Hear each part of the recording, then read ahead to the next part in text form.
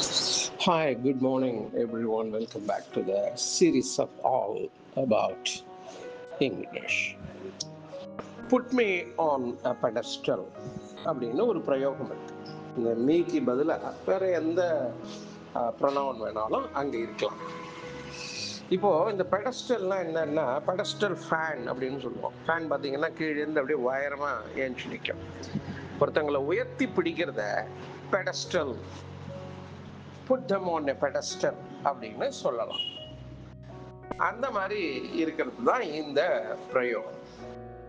Means to admire or idolise someone to an excessive degree, viewing them as a perfect, flawless or a superior.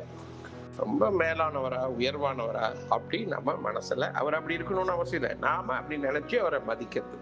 அந்த மாதிரி இருந்தா put me on a pedestal, put them on a pedestal, put him on a pedestal இப்படி சொல்லலாம்.